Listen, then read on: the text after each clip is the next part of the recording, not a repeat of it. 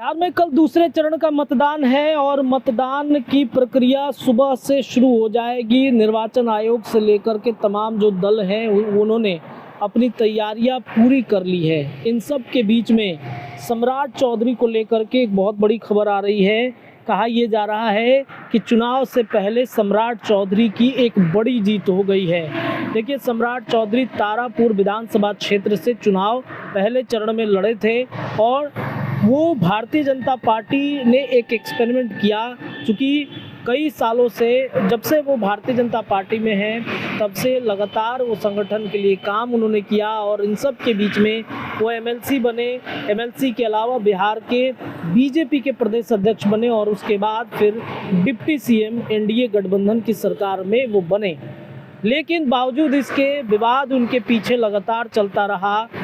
प्रशांत किशोर ने सम्राट चौधरी के उम्र और पढ़ाई को लेकर के, उनके नाम को लेकर के लगातार हमला किया और उसके बाद से अब देखिए कोर्ट की तरफ से एक फैसला आ गया है सम्राट चौधरी पर, और जिसके बारे में जो नीरज कुमार हैं बीजेपी के प्रवक्ता, उन्होंने अपने सोशल मीडिया अकाउंट से ये शेयर किया है कि जो लोग पिछले कुछ दिनों से, खासकर बिहार में चुनाव घोषणा होने के समय से माननीय उप मुख्यमंत्री सम्राट चौधरी के तथाकथित उम्र के बारे में अनाप शनाप आरोप गलत राजनीतिक कारणों से लगाते रहें।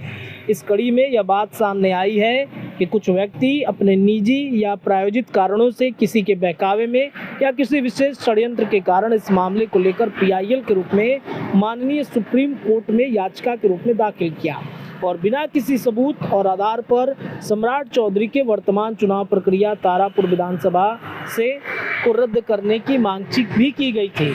सुप्रीम कोर्ट ने जो पहले भी बहुत बार यह स्पष्ट कर चुकी है कि राजनीति के मसलों को कोर्ट से दूर रखना चाहिए, उस याचिकाकर्ताओं को तसल्ली से सुनने के बाद प्रारंभ में खारिज कर दिया है और मजबूरन याचिकाकर्ता को मुकदमा वापस लेना पड़ा है। तो ये जो है, आप अपने स्क्रीन पे देख सकते हैं कि ये जो सुप्रीम कोर्ट का रिकॉर्ड है वो आया है और सम्राट चौधरी के उम्र को लेकर के प्रशांत किशोर ने सबसे पहले ये मुद्दा उठाया था और इसके बाद से अब सुप्रीम कोर्ट ने इसको पूरे तरीके से खारिज कर दिया है और सुप्रीम कोर्ट ने कहा है कि इन सब मामलों को लेकर सुप्रीम कोर्ट का समय बर्बाद नहीं करना चाहिए और अंततः चुनावी हलफनामे में उम्र को गलत बताने का आरोप प्रशांत किशोर की पार्टी लगातार लगाती रही है और सुप्रीम कोर्ट ने डिप्टी सीएम सम्राट चौधरी को चुनाव में अयोग्य ठहराने की मांग वाली याचिका को खारिज कर दिया। ये याचिका हैदराबाद के एक निवासी ने दायर की थी। इस मामले की सुनवाई सुप्रीम कोर्ट की 2 बेंचों ने की और अदालत ने स्पष्ट कहा कि न्यायालय का समय बर्बाद ना करे।